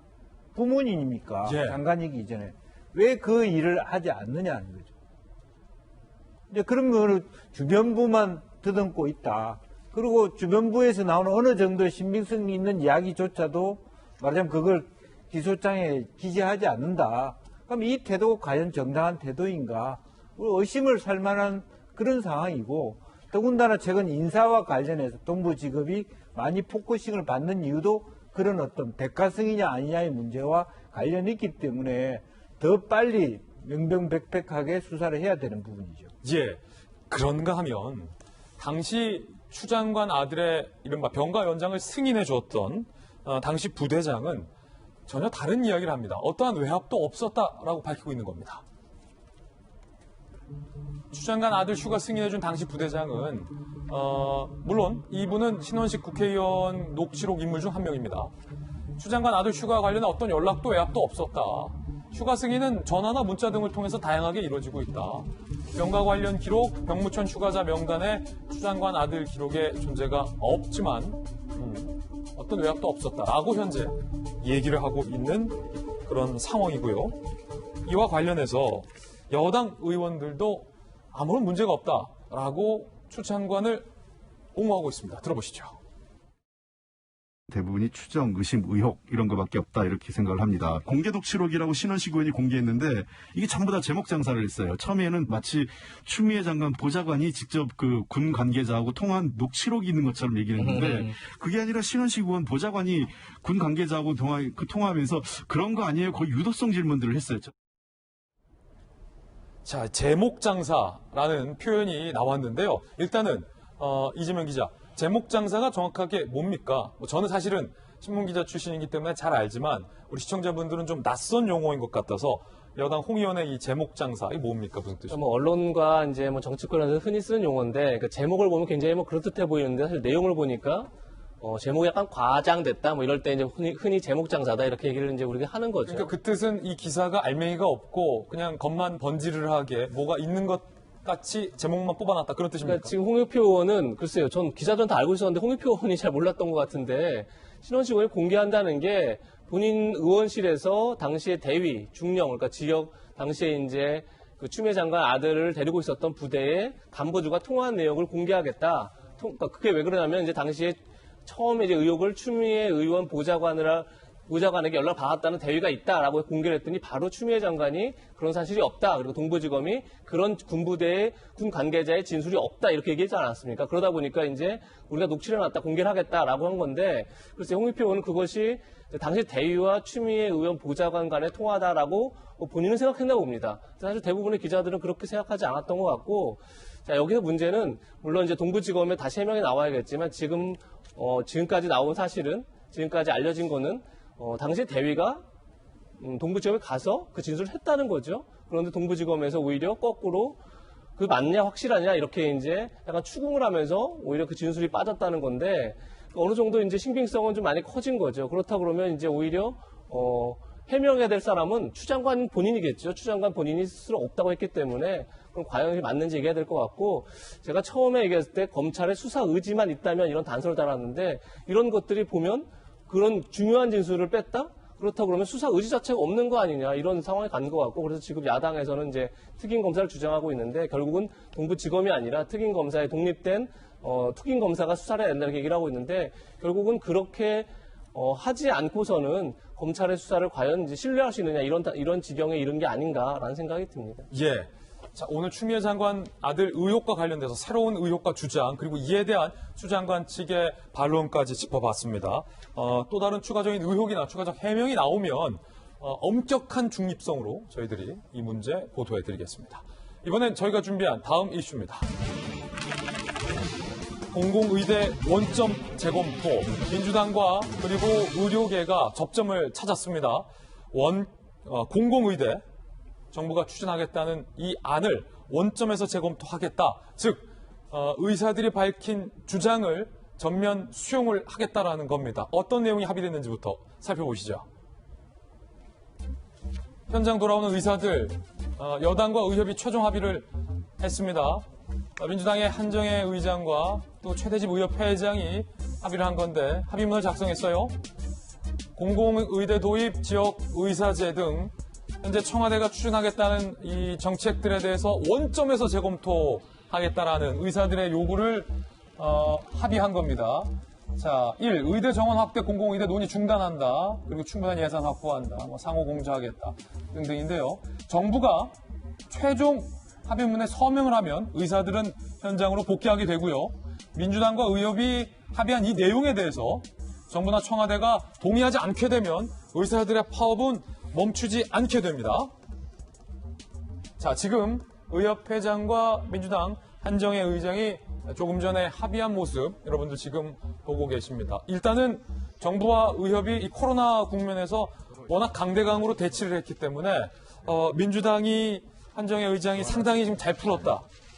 의협과 굉장히 잘 풀었다라는 긍정적인 평가가 가능할 것 같습니다. 그런데 문제는 자, 어제 오후까지만 해도 뜨거웠던 논란이 저희 돌직구쇼에서도 보도해드렸듯이 문재인 대통령의 SNS 글, 간호사들을 격려하는 그 글이 오히려 의사와 간호사를 이간질하는 건 아니냐라는 논란이 제기돼서 과연 정부가 이 의사들과 타협을 할 의지가 있느냐라는 논란까지 불거졌던 상황이라 자, 여당이 합의한 이 내용을 정부가 받아들일지 여부가 한 가지 관점으로 논점으로 지금 제기된 그런 상황입니다.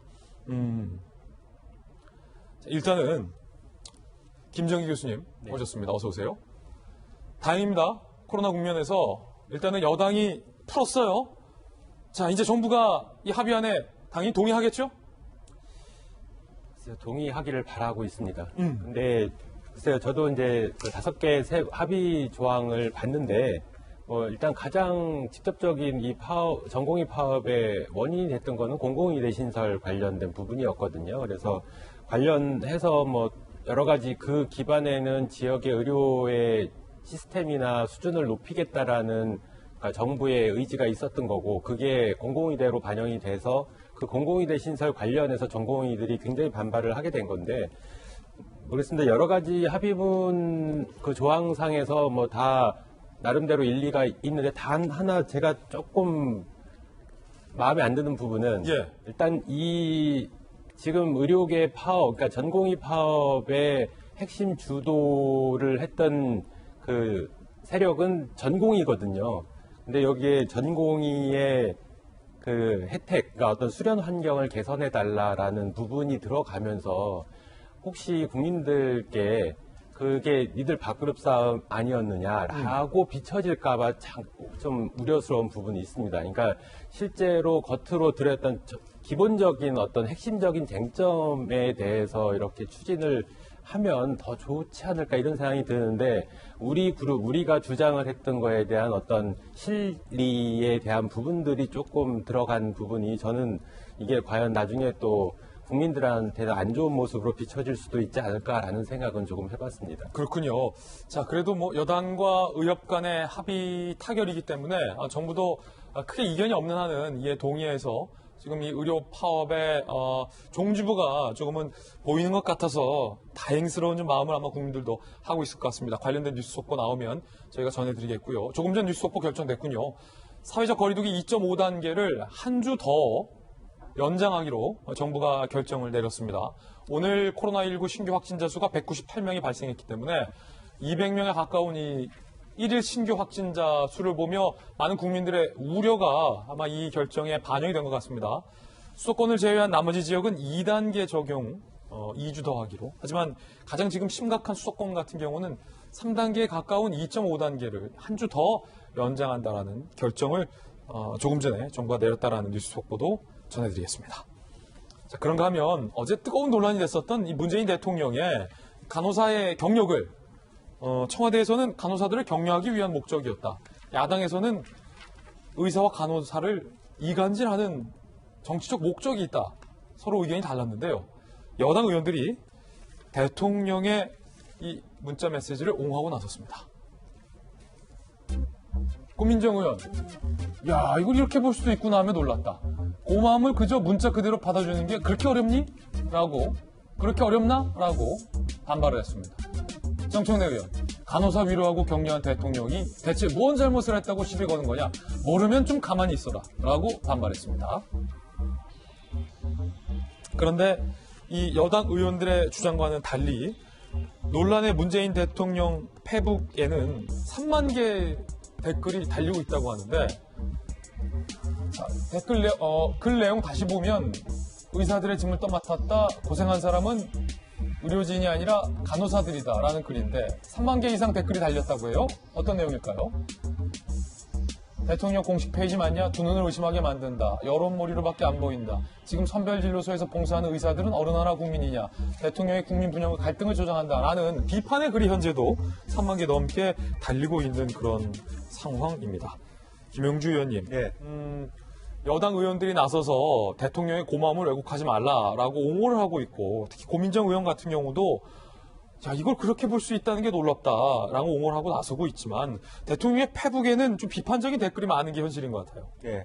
뭐 이 과정을 보면 사실 이제 대통령께서 뭐 정말 그 안타까운 심정으로 간호사들이 고생하고 있다. 이에 대한 감사의 뭔가 메시지가 필요한 것 같다라는 오더를 내리신 것 같아요. 그래서 연설비서관이 아니고 기획비서관, 지금 이제 기획비서관이라고 만약 한다면 오종식 씨가 기획비서관이 있는데요. 저도 잘 아는 친구인데 굉장히 차분한 성격입니다. 이제 그런데 기획비서관이 여러 가지 성안을 하는 가운데서 조금 지나치게 말하자면 과거 방식의 야당식의 어떤 진영 논리가 부분적으로 좀 들어가 있지 않느냐. 네. 현재 어떤 의사들이 지니고 있는 어떤 국민들에 대한 지탄 이런 것들이 있었으니까 그런 부분에 대해서 조금 더 말하자면 힘을 실어서 간호사들의 감사를 표현하다 보니까 의사의 빈자리를 메꾼다 이런 얘기를 조금 더 좀 직설적으로 한 부분이 없지 않아 있었다라고 하는 부분인데, 그럼에도 불구하고 이 최종적으로 말하자면 참모진 전반에서 이 글이 시기 자체가 굉장히 말하자면 굉장히 위중한 시기인 만큼 더 조심스럽게 보고 대통령의 재가를 얻거나 대통령이 직접 글을 정리해서 좀 올려셔야 되는데, 물론 대통령이 보셨을 것이라고 믿습니다만은 어떤 그것에 대한 좀 철저한 고민들이 좀 부족했고, 그런 부분에 대해서 말하자면 우리가 좀 이 시기에 좀 그런 부분까지 타치하지 못했다는 부분에 아쉬움이 있다. 여당에서도 이렇게 좀 받으면 될 것이 뭐가 문제냐 이렇게 얘기하는 것이 오히려 더 대통령에게 결과적으로는 부담이 되고, 또 한편으로는 대통령이 올리시는 글은 대통령이 직접 올리신다 이런 말하고도 달라지는데, 저는 그것은 큰 쟁점이 아니라고 봅니다. 그때 사안에 따라서 연설비서관이 글을 써오거나 다른 비서관이 승하를 하는 것, 그것을 보고 대통령이 보시면서 이건 오케이 하고 올릴 수도 있는 부분이라서 그거에 대해서 너무 그걸 가지고 토론하는 건 논점에서 벗어난 부분이고, 어쨌든 국민들이 굉장히 예민한 시기에 또 일반 환자들이 사실 의사들이 자리를 떠나서 어려운 시기에 또 어렵사리 한정희 위원장과 최대집 회장 간의 논의가 좁혀지는 상황에서 저런 얘기가 나온 것이 좀 타이밍상 정무적 판단에 문제가 있지 않느냐 하는 종합적인 국민의 심려를 낳았다는 면에서 조금 더 신중해야 된다 생각이 듭니다. 예, 여당 의원들은 저게 무슨 잘못이냐라고 항변을 하고 있지만 익명의 청와대 관계자들은 여러 신문 기자들에게 사실은 저거 대통령의 진위가 조금 실수로 전달된 측면이 있다라고 얘기를 하고 있습니다. 이 대통령의 메시지가 대통령이 직접 쓴 게 아니라 기획비서관실에 손을 거쳤다라는 겁니다. 어떤 과정일지 함께 보시죠. 자, 이 부분은 우리 청와대 출입 기자를 했었던 이재명 기자가 좀 상세하게 소개를 시켜주시죠. 네, 지금 보는 것처럼 문재인 대통령이 의사들 떠났는데 자리를 지키고 있는 간호사들에게 감사 메시지를 준비해야겠다. 이런 의견을 아마 청와대 참모들에게 전달한 것 같습니다. 네. 그렇게 되니까 이제 청와대 참모들이 대통령 메시지에 따라서 이제 자료를 준비하게 되죠. 그런데 이 자료를 아마 기획비서관실에서 준비한 것 같습니다. 기획비서관이라고 하면 주요 회의 발언들, 그러니까 대북 메시지 등을 담당하고 있는 곳이죠. 그래서 거기서 아마 작성이 됐고, 글쎄 대통령의 검토 과정이 있었을 것 같은데, 어쨌든 대통령이 요청한 지 2시간가량 지난 뒤에 SNS에 해당 글이 게시됐다는 겁니다. 지금 보시는 것처럼 청와대 핵심 관계자는 이번 일은 대통령의 뜻을 정확하게 전달해야 하는 참모들이 잘못이 아니겠는가. 무슨 얘기냐면 대통령은 그야말로 간호사의 노고에, 그러니까 지금 가뜩이나 코로나19로 굉장히 상황이 안 좋은 그런 분위기에서 의료계 파업이 이어지고 있고, 그래서 간호사들이 뭐 일부 언론을 보니까 수술실에도 들어가야 되고 굉장히 지금 힘든 상황이다 이런 얘기가 있으니까 간호사의 노고를 전달하자 이렇게 됐는데, 거기에 일부 이제 표현들의 문제가 된 거죠. 의료진의 대부분은 간호사다라든지 아니면 의사들의 지금까지 떠맡게 됐다 이런 표현들이 문제가 됐으니 그것은 어떤 참모들의 문제다, 이제 이런 얘기들 이제 청와대 내부에서 나오고 있다 이런 얘기를 하고 있는 겁니다. 근데 저는 아까 전에 그 여당 의원들의 발언을 보면서 저는 오히려 그게 더 약간 놀라웠는데, 아까 고민정 의원 같은 경우도 그런 생각을, 그러니까 이렇게 볼 수도 있구나 놀랐다 이렇게 얘기를 했는데, 저는 이런 생각이 듭니다. 대통령 메시지라는 건 늘 다양한 해석이 가능한 거죠. 그런 점에서 이렇게 볼 수 있구나라는 얘기가 청와대 내부에 없었다는 게 오히려 이 사태의 본질이다. 저는 이렇게 생각이 들고, 예. 지금은 정청래 의원 같은 경우도 모르면 가만히 있어라 이런 표현도 대통령 메시지는 언제나 이번 정부뿐이 아니라 늘 이전 정부에서도 다 논란이 되는 거죠. 이렇게 해석할 수도 있고 저렇게 해석할 수도 있고 그 자체가 언제나 대통령 메시지는 정치적 쟁점이 되는 건데, 그런 비판, 야당의 비판이든 국민의 비판이든 언론의 비판을 모르면 가만히 있어라 이렇게 얘기하는 것 자체가 결국은 독선을 낳은 거고, 그런 게 청와대 내부에서 어떻게 보면 다양한 비판들이 제기되고 그 안에서 그 비판 속에서 뭔가 메시지가 조정돼야 될 텐데 그런 과정이 전혀 없게 만드는 그런 배타성을 낳은 게 아닌가 이런 생각이 들어서 여당 의원들의 얘기를 들으면서 오히려 이 문제의 본질을 더 알게 됐다 이런 생각이 듭니다. 예. 지금 이제 이게 가장 청와대 참모들의 문제가 글을 잘못 쓴 문제가 아니라 이 시점에서 이 글은 별로 적절하지 않는 것 같습니다를 아무도 말하지 않은 것이 청와대 참모들의 가장 큰 실책이다, 저는 그렇게 생각합니다. 그렇군요. 아니 근데 듣다 보니까 기획비서관실에서 쓴 것도 알겠고 대통령의 선의가 왜곡된 측면이 있다는 것도 알겠는데, 김정인 교수님, 네. 어제 대통령의 이 말씀에 대해서 조금 아쉽다라는 논평도 하셨잖아요, 김 교수님께서. 그러면 기획비서관이 써온 이 글을 문재인 대통령이 안 보셨다는 겁니까? 아니면 이 글을 보시고 이 글이 내 글로 이렇게 나가면 이런 논란이 있겠구나를 판단을 못했다는 겁니까? 글쎄요, 그 부분에 대해서는 지금 확인할 방법은 없는데, 뭐 어쨌든, 그러니까 뭐 그 고민정 의원이 말씀하신 부분도, 그러니까 저는 그거에 해당되는 국민이거든요. 제가 그러니까 논쟁이 일어나기 전에 그 대통령님의 말씀을 딱 들었는데, 왜 굳이 저 상황에 지금 그 복지부하고 의료진, 그러니까 의사들, 전공의들하고 첨예하게 대립하고 있는 이 상황에서 굳이 의사라는 문구가 들어가야 되나? 그냥 감사하다는 말을 간호사들을 대상으로서 했으면 좋을 텐데 라는 생각이 들었습니다. 그러니까 저도 이상하게 생각했는데 그렇게 국민들이 받아들이는 게 의아했다라고 하는 표현도 제가 좀 의아한 쪽에 들어가는 그룹에 속하나 봅니다. 어쨌든 이 상황에서는 굳이 의사라는 말을 빼고 나머지 간호사분들, 진짜 고생하시는 간호사분들한테 고마움만 전했으면 어땠을까라는 생각이 듭니다. 그런가 하면 청양 김치 공장에서 20명이 집단 감염 발생됐습니다. 이 부분 김정인 교수님과 한번 짚어보겠습니다. 김 교수님, 지금 이거 어떻게 봐야 됩니까? 충남 청양 한 김치 공장에서 20명이 지금 집단 감염이 됐거든요. 20명이면 상당히 많은데 어떻게 진단하십니까? 지금 현재까지는 지표 환자로 보이는 사람이 지금 말씀하신 네팔 국적의 20대 여성이거든요. 근데 지표 환자일 뿐이지, 그러니까 첫 번째 확진된 사람일 뿐이지 누가 근원 환자인지를 모릅니다. 그래서 이게 좀 더 문제고, 당시 지금 밀접 접촉자로 분류되는 사람이 26명인데 그중에 16명이 확진이 됐거든요. 그러니까 굉장히 높은 비율입니다. 50% 높다 보니까 이게 단순하게 지금 자꾸 얘기가 되고 있는, 그러니까 김치 공장이라고 하는 그 환경 자체가 굉장히 밀폐된 공간이고 다수가 모이는 환경이 아니냐, 그래서 이렇게 된 거 아니냐라는 뭐 의견도 있습니다만, 저는 그것도 맞고요. 그러니까 과거의 물류센터랑 비슷한 작업 환경이다 이렇게 보시면 되는데, 문제는 지금 감염 경로를 정확하게 모르고 있습니다. 그러니까 지금 네팔 여성이 지표 환자인지 아니면 따로 근원 환자가 오랫동안 이렇게 감염을 시켜온 건지 이거에 대해서 정확히 파악이 안 돼 있는데, 현재 밀접 접촉자 중에 50% 이상이 감염된 걸로 봐서는 한동안 이 공장에서 그러니까 전파가 이루어진 게 아니냐, 이런 생각은 좀 가지고 있습니다. 이른바 오리무중 전파가 사실은 이번 코로나 국면에서 상당히 문제인데, 이 김치 공장 건도 좀 그런 여지에 대해서 김정인 교수님 짚어주셨습니다. 자, 이번엔 저희가 준비한 다음 순서입니다. 사건을 파헤치는 남자, 사파남 시간인데요. 코로나와 관련된 여러 가지 사건들이 참 많이 발생하는 것 같습니다. 사건 현장으로 저와 함께 가보시죠.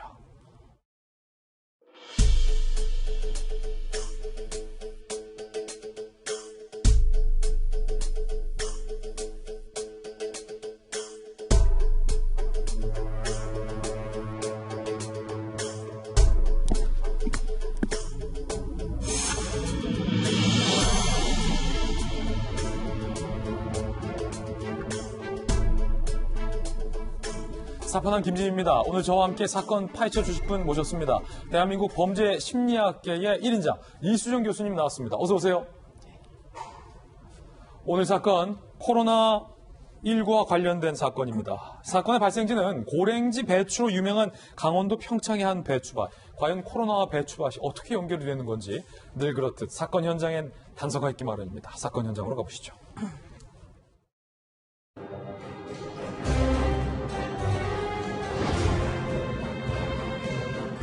지금 배추밭에서 뭐 하는 거요? 지금 배추밭에서 뭐 하는 거요?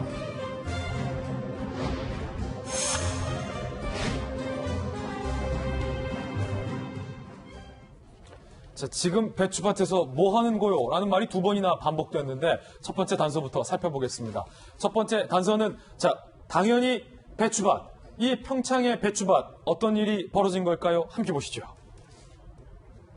배추밭에서 생긴 일, 강원 평창 고랭지 배추로 유명한 그곳. 지금 뭐 하시는 거예요? 지나가던 사람입니다. 지나가던 사람이 70대 남성이 배추밭에서 배추를 따고 있는 모습을 보면서 지금 뭐 하시는 거예요? 라고 하자 이 70대 남성은 밭주인의 허락을 받았다라며 해명을 합니다. 그러자 이 지나가던 A씨가 밭주인을 아는 분이었던 모양이에요. 밭주인에게 전화 걸자 배추 뽑던 남성이 갑자기 도망갑니다. 배추밭에서 두 번째 일이 생깁니다. 자, 경찰에 신고한 뒤에 이 지나가던 분이 또 배추밭을 둘러보고 계십니다. 이분 뭐 거의 동네의 지킴이 같은 분이군요. 자, 60대 여성이 또 배추를 따고 있으니까 이 남성이 지금 뭐 하시는 거예요? 라고 묻자 이 여성이 묵묵부답이었다고 해요. 그러자 이 남성이 계속해서 추궁하니까 여성이 차를 타고 주랭랑을 치다가 개천에 빠져서 경찰에 체포되기도 했다고 합니다. 이수정 교수님. 네. 아니, 한 날 같은 장소에서 한 사람은 배추를 담고 한 사람은 배추를 나르고 이 두 명 지금 뭐 하시는 거예요? 라는 질문에 둘 다 놀라서 도망친 건데 이건 뭐 도대체 무슨 일입니까? 글쎄 그냥 흔히 생각을 하면 지금 이제 배추가 다 연글 시절이니까 네.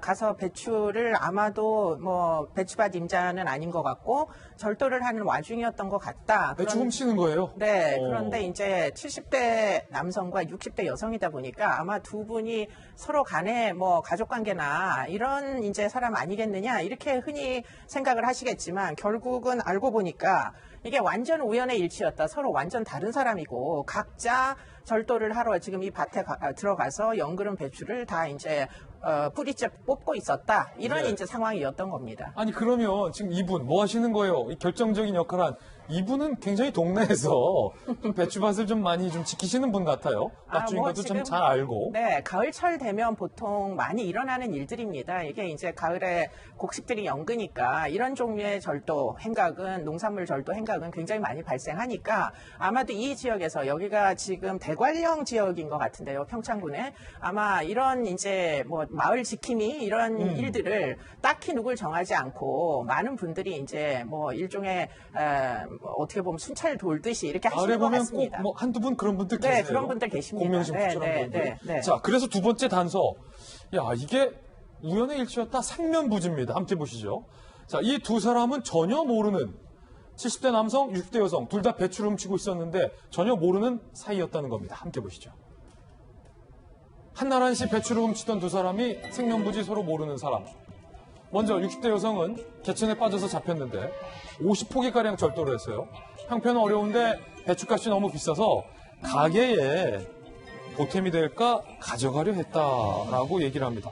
아니 일단은 생면부지의 우연의 일치로 두 분이 배추밭에서 배추를 훔쳤다는 거예요? 네, 그렇습니다. 그러니까 두 분이 다 따로따로 오신 분들이고. 우연의 일치로? 그렇습니다. 저 70대 남성 같은 경우에는 이 녹색 그 비닐 봉지 있잖아요. 예. 마트에 가면 3포기씩 이렇게 담아가지고 파는 그런 이제 봉지를 가지고 와서 거기다 차곡차곡 담아가지고 옮기고 있는 와중에 이제 들킨 거고요. 지금 60대 여성 같은 경우에는 배추를 50포기를 예. 그냥 포기째 이렇게 50포기를 자기 승합차에다 옮기는 와중에 이제 결국에는 발견이 된 겁니다. 그런데 다 따로따로 각자의 승합차를 타고 도주를 했고요. 예. 그런 와중에 이제 60대 여성은 운전이 서툴렀는지 결국은 운전하던 승합차가 개천에 빠져가지고 결국은 이제 검거가 된 거고요. 지금 70대 남성 같은 경우에는 아마도 이제 경찰에다 신고를 했던 것 같은데 뭐 본인이 이제 가게를 운영을 하는데 식당 일을 하는데 이 배추값이 너무 올라가지고 그래서 결국 좀 보탬이 될까 하고 그런 절도를 저질렀다 이렇게 해명한 것으로 보입니다. 아니 그런데 교수님 여성의 해명 중에 형편은 어려운데 배추값이 너무 비싸서 가게에 보탬이 될까 가져가려 했다는 건데 이게 딱 코로나와도 연관이 있다면서요? 매우 연관성이 높습니다. 예. 더군다나 이제 이 코로나뿐만 아니라 지금 장마가 길었잖아요. 그래서 장마가 거의 6월 한 20일 후반경부터 지금 8월달 중순까지 장마가 계속 이어지다 보니까 배추가 잘된 밭이 없는 거예요. 그런데 이제 평창군은 아마도 비가 그렇게까지는 오지 않았던 것 같습니다. 고냉지구 하다 보니까. 그래서 지금 이 밭을 중심으로 해가지고 배추가 워낙 탐스럽다 보니까 이런 절도들이 일어났던 것 같고요. 지금 배추값이 얼마나 올랐느냐. 사실 저도 마트를 갈 때마다 이제 배추값이 굉장히 비싸다는 걸 느끼는데 예. 작년도보다 2배 이상 올랐습니다. 아까 예. 그 3포기씩 넣어가지고 이제 그 1kg씩 팔거든요. 그런데 그 1kg가 가격이 얼마나 올랐느냐. 작년에는 10,000원대였어요. 그런데 금년에는 거의 3만 원 가까이 27,500원까지 오르다 보니까 이건 이제 도매가입니다. 일반 소비자들도 이 배추를 뭐 이제 김치를 담아야 될 거 아니에요. 가을이니까. 당장 이제 고민이 빠졌는데 그러다 보니까 과거에는 밭대기라고 해가지고 트럭을 갖고 가서 이제 제대로 이제 수거하지 못한 것들을 한꺼번에 이렇게 싸게 도매로 팔았었잖아요. 그런 식으로 이제 승합차를 끌고 가가지고 이번에는 그냥 허가를 안 받고 절도를 한 거죠. 예. 네. 참 이 코로나19 때문에 중국산의 저가 배추도 음식점에 들어올 수 없어서 배추값도 또 장마 때문에 오르니까 이런 범죄가 다 있었군요. 자, 두 번째 사건도 코로나로 비롯된 사건이라고 하는데요. 어떤 사건인지 바로 살펴보시죠. 코로나 예방약파입니다. 8월 24일 충북 옥천군 옥천읍의 행정복지센터에서 노인 등 옥천 국민에게 전화를 걸었다는 겁니다. 코로나19 예방약 1개월에 39,000원씩입니다. 어르신들 10개월치 약 꼭 드셔야 돼요.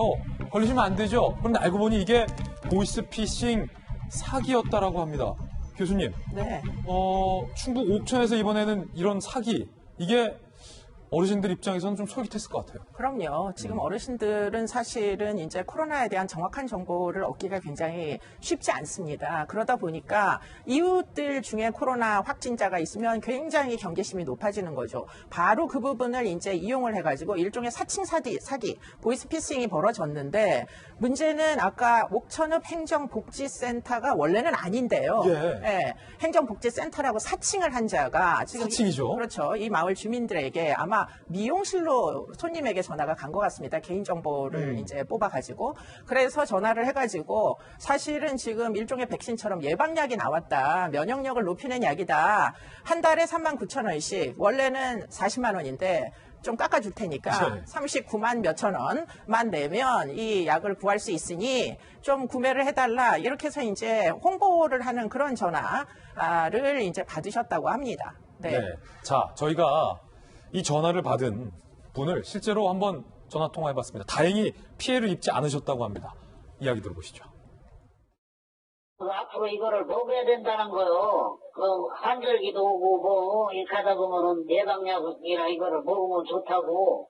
나중에는 돈을 갖다가 붙이려는 거예요. 39만 6천 원을. 전화 통화 내용을 우리 집에 그 군청에서 근무하시다가 퇴직하신 손님이 계셨는데 그 얘기를 듣고서 이제 그 읍사무소에다가 신고를 한 거지. 노인들 상대로 이런 피해가 있을지 모르니까 그 동네 이장거리한테도 좀 홍보를 하라고. 야, 이거 참 다행입니다. 그 미용실 직원이 때마침 군청 직원이어서 참 다행이었습니다. 오늘 사파남 이수정 교수님과 함께 풀어봤습니다. 감사합니다. 네, 고맙습니다. 네, 날씨 알아보겠습니다. 아침 저녁으로 어제부터 좀 제법 선선해졌죠? 오늘도 초가을 날씨가 이어진다고 합니다. 남혜정 캐스터 연결합니다. 남혜정 캐스터, 날씨 어떤가요? 네, 아침부터 물감을 풀어놓은 듯한 하늘이 참 반갑습니다. 햇살에서도 가을이 느껴지는데요. 오늘 종일 맑고 쾌적한 날씨가 펼쳐지겠지만 휴일에는 태풍 소식이 있어서 날씨 소식 꼼꼼히 챙기셔야겠습니다. 오늘도 종일 화창하겠습니다. 한낮에는 서울이 27도, 대전 29도로 많은 지역에서 30도를 밑돌겠고 대구 지역은 31도까지 오르겠지만 습도가 낮아서 쾌적하겠습니다. 오늘까지는 동해안에 폭풍의 가능성이 남아있습니다.